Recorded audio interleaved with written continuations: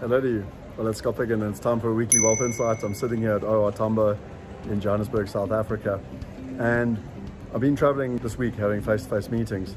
And I thought I would share with you something that I thought was very relevant for you. So I got asked a number of times this week, what is my opinion on the geopolitical impact of Ukraine, Russia on the world economy, on our investments, on our platform, etc.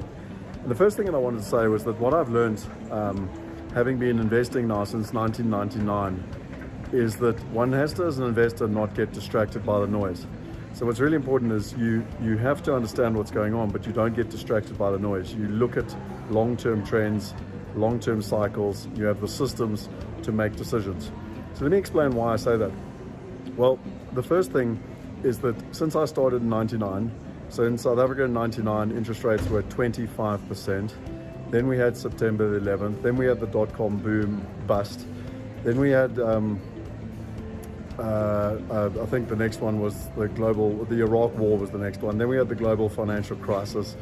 Then we've had Trump, we've had Brexit, and more recently we've had the Ukraine. And I'm sure there's been lots of other disasters that I haven't thought of or remembered, but highs and lows.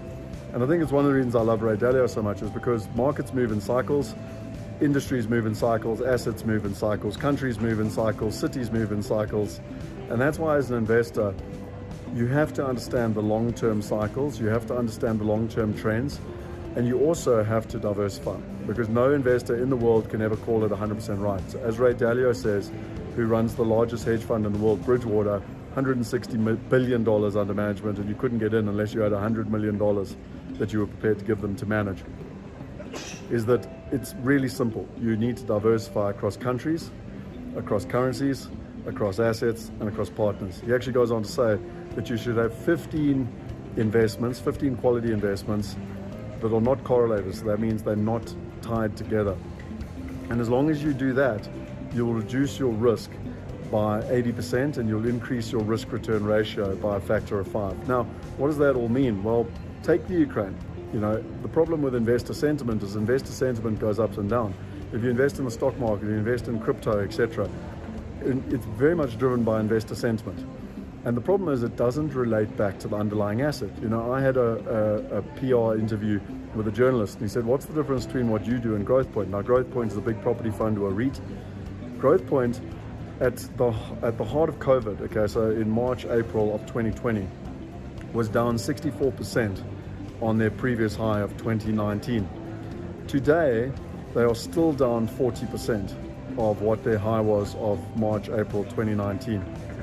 And interesting is that their yield or their dividend is 8% in South African rands. Now, the South African rand devalues by 6% on average and has done for the last 30 years against the US dollar.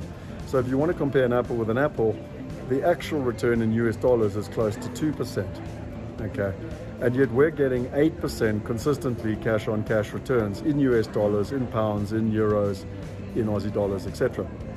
And so I go back to what's happening in the Ukraine, and I watched a great video this morning. I'm not hugely interested in the news, be it BBC or CNN. I personally think it's a complete and utter waste of time, but I am interested in why Russia's invaded Ukraine. I've subsequently found out that it's down to energy. It's always down to energy. It's down to water. It's down to geopolitical tensions between NATO and effectively Russia wanting to protect their borders. And there was a fourth one, and I've actually just forgotten what the fourth one was about. Oh yes, no, I can't remember what it's about. No, it doesn't matter. The point being is that will it impact the global economy? Certainly. You know, the Russian economy, funny enough, I didn't realize this, the Russian economy is smaller than Spain, to put in perspective. But they're still a global power, they've still got nuclear weapons, and Putin specifically wants to, you know, rebuild the old USSR. But the wealth insight here is not to give you a political or geopolitical update. What I am trying to point out is that if you're an investor, you shouldn't be looking at what's happening in the next month. You shouldn't be looking at what's happening in the next three months. You shouldn't even be looking at what's looking in the next year. You should be looking at the rest of your life. You should be looking in 5, 10, 20, 30-year cycles. And if you're an investor like that, then you go for long-term sustainable assets. You go for long-term predictable income. You go for diversification.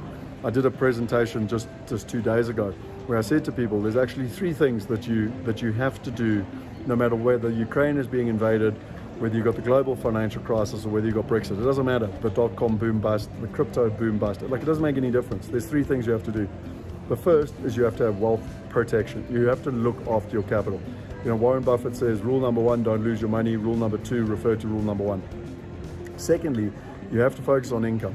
You have to look at assets that are providing you with an income, long-term, sustainable, predictable income, because that's what helps you ride the storms.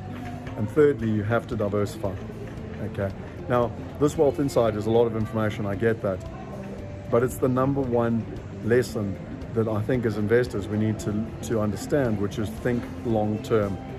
Think about the three things I've just mentioned. If you do that, okay, if you focus on those things, then you know that you've got a plan B, no matter what happens with the Ukraine and Russia and the global economy base. I mean, by the way, the global economy is due for a major reset. It has been for years in terms of 10-year cycles, and whether the Ukraine's the tipping point or not, time will tell. But it is due for a major reset. And so whether it's Ukraine or not, like, one of the things as an investor that you want more than anything is a plan B. And secondly, probably what's priceless to me and everyone that I work with is peace of mind. And how do you have a plan B and peace of mind? Well, you adopt the three things I just said: wealth protection, focusing on a predictable income, and diversification. I hope you enjoyed this weekly Wealth Insight. Sorry if it's a little bit political. That's not the intention, but I wanted to answer the question around how does one invest in these uncertain times. If you enjoyed it, subscribe to the channel. If you've got any ideas, put them down below. We're launching our Wealth Hacker community. Go and check it out. You can truly, get a feel and be involved in these, on a daily, weekly, monthly basis in global like-minded masterminds, so that we can learn, grow, and invest together safely and simply. And if this is of value to you, share with your friends. I fundamentally believe we need to change the world. We need to empower people so that they can make significant financial decisions for themselves. And to do that, the only way we do it is one person at a time. So hope you enjoyed. Till next week from the airport. Cheers.